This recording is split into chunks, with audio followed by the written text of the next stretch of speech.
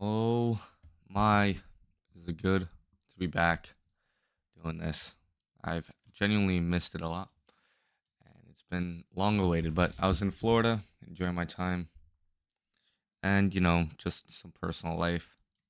Kind of just threw this to the side. But I want to do like a whole market recap, maybe for like the past 2 weeks I haven't uploaded. And at the end of the video, I want to give out something. I'm gonna show my thoughts on a specific stock that I think is gonna go up and possibly just go crazy. But I'll show that at the end of the video. Right now, I just want to deal with SPX and just an ES review overall. And we can start off on the monthly. So monthly, clearly we had this whole market maker model over here, and so none of this is our concern. We know what happens. So a lot of people took this big monthly candle as like they were extremely worried that it was going to reverse and maybe retrace back on the weekly to the equilibrium range. And I wasn't even concerned about it coming all the way back down there as of not yet. And the only reason I wasn't concerned because we still had to take into account monthly time frames that we're on. We have these fair value gaps and we left behind this big monthly fair value gap. So I knew eventually it was going to come tap into it. And while it did it, it coupled that with two low resistance lows. So it tapped into that, bounced right back off. That was extremely anticipated, right? This move here was anticipated because it coupled higher time frame, way higher time frames. I'm talking weekly and daily PD arrays and just points of liquidity. So we knew that was going to happen. I have all these drawings on here. I'm going to remove them as they go. I left these. I just want to remember where. Okay, so because I already looked at this multiple times, but I want to do a whole review.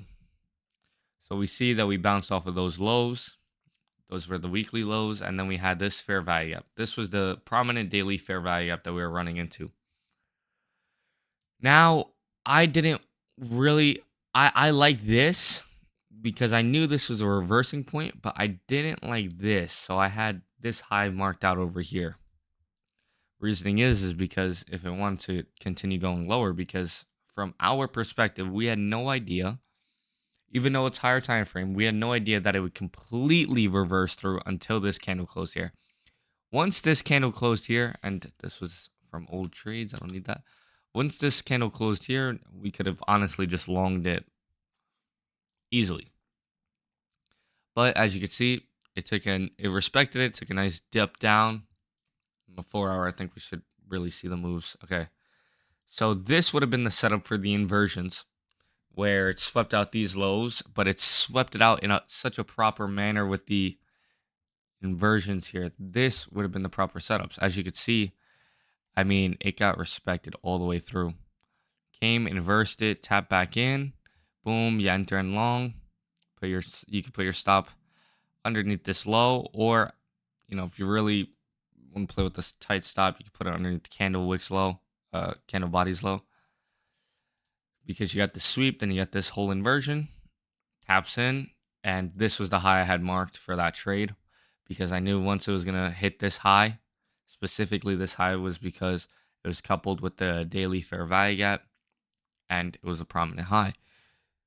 So I knew the second it hit that, it was gonna come back down. Came back down perfectly, back into the inversion, went back up, and I believe that these were news candles.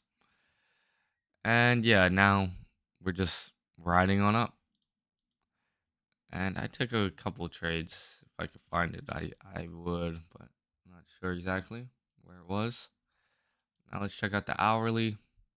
I want to see what this day was. It's also clean. You got this whole big wick sweeping out all this low resistance, and then this 1 hour inversion. Could have targeted those highs. That's probably what it was. Most of the time, I'll be honest, I don't remember the days because I'm always so active in school and it's hard to keep track. Oh, that's right. I had that 15-minute fair value gap as well marked, but never tapped in. but it did inverse through it, so played out very well. Sorry, I just want to continue looking. Okay.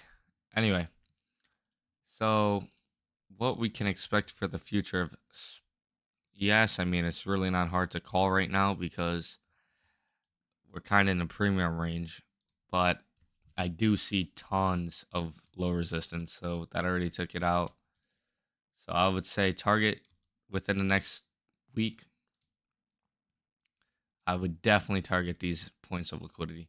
It could probably chop around in here because it's going to sweep out the all-time high, but definitely target these points of liquidity. I mean, this is set up clear low resistance. Very, very clear.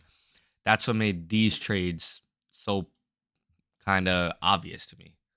And that's what's going to make the next stock that I'm going to show you so obvious. And you guys will probably see it as well. Like when you're looking at it, you're like, wow, I actually understand what he's saying. So, yeah, I mean, yes was pretty straightforward. It was just about finding entries, really. But I could see it hitting out those highs I had marked out. Now NQ wasn't as clear as ES just because this was a much smaller fair value gap on the monthly, but still respected it, right? And then you go on the weekly, kind of didn't look good for that one here. I had this fair value gap marked out. I wanted to see if it would inverse. That was my expectation. So far, it's looking good. And yeah, I'll be honest, I'm not huge on Nasdaq, but they move together, and this is gonna get wiped out these highs because they're just low resistance. So I'd say if you trade Nas, definitely go for those highs because that's what the market likes to target. And on the 4 hour, maybe it's more clear. Yeah, it kind of just looks like exactly what was going on ES, but now it's going through it.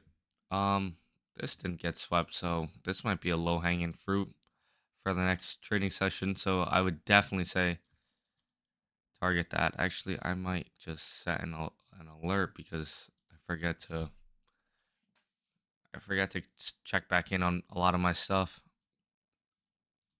that I mark out. Like I miss so many moves because I don't set alerts. I do charting at night and I forget what do I even chart. So when I go through it, like I don't remember everything I chart. Like Verizon, I like to swing it, but look at this. I already missed the inversion.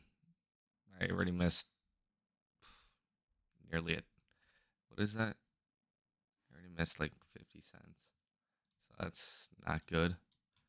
But I had that monthly marked out. So if you want to be on the same page for that, on Verizon, I had this monthly fair value marked out.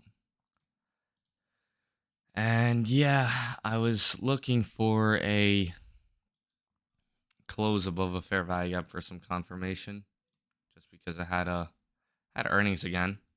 Every earnings did the opposite recently, but I can anticipate. I would say if you want to swing it, I could see all of these getting swiped and eventually it running higher.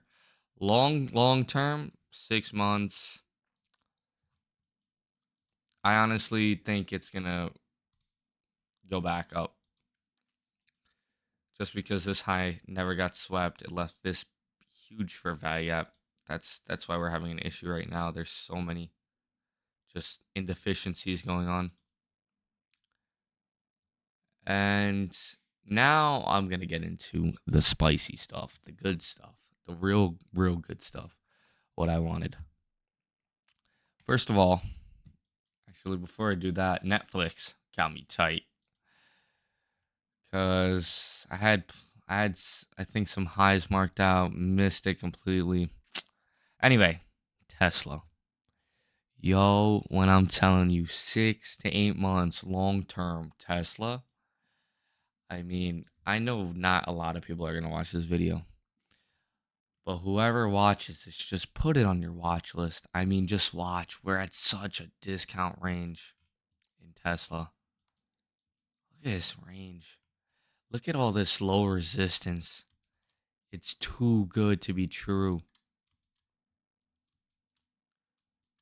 I mean, and this is huge moves. Huge moves. I mean, even a move from here to here is huge. It's $40 move. So, sniping out here, but I could definitely see if you want to try to snipe out these. This was what I was really waiting for to get inversed, but I think it had earnings. Let me see. Yeah, so look, it did the opposite, just like everything else. Had bad earnings, still spiked up. Weird, right? But now on the lower, you know, time frames, this 4 hour setup is looking really good for these highs, because you could get in here and possibly sell up here, up here. Very, very clean setups right now because it just swept out this low, closed in this liquidity void here. So this would be very nice. It could mess around, but once it inverses this, I'm probably going to buy and do long term for a little bit for Tesla. It's looking very good. So, and additionally, which made more confluence, it swept out a very prominent low. This was a prominent low for 1, 2, 3, 4, 5, 6, 7, 8, 9, 10, 11, 12, 13. Over a year, it was a prominent low. It just swept out and it didn't displace under it. Swept it out, boomed up after the earnings, and now it's retracing this liquidity void. And I possibly think it will go up. And I was going to say one more thing. Yes. So if you check it out, what range we're on, we're in a discount range as of now. Pretty much just hit equilibrium of this whole range that we're playing inside of. And I do think, even though, yeah, you guys are probably looking at these like breakish structures, I'm not paying attention to them because realistically, this whole thing is the range we're playing inside of. And that's what it wants to go off of. This 4 hour breakish structure means nothing when the whole higher, I mean, I'm looking at a months of moves. You know what I mean?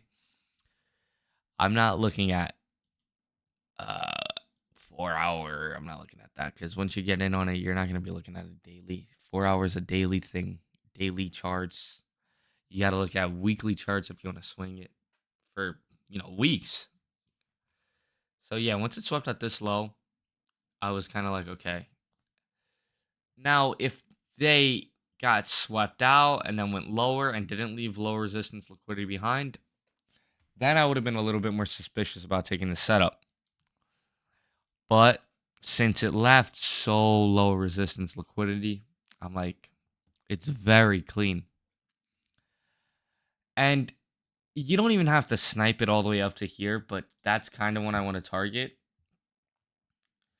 But if you really understand the concepts, you'll just see the curve coming. In the market maker model, you could see respection falls, respects this one, falls. Now, once this thing gets inversed, that's when I'm going to go up here. But once the 4 hour gets inversed, that's when I'm going up to these highs. You understand? Which kind of you could say, oh yeah, what if it just hits these highs and then flies up there? That's fine. But I could definitely see a market maker coming just because it's set up to slow resistance. I could see the curve. And that's pretty much what I have to say about it. I'm very happy to be back, you know. And thank you for whoever's watching. Have a great time trading. God bless you all. Good luck trading. If you have any questions, you could join my Discord, talk to me personally. I have no problem with that. Or you could just write in the comments. I respond to every single one. I genuinely enjoy it. Have a good one.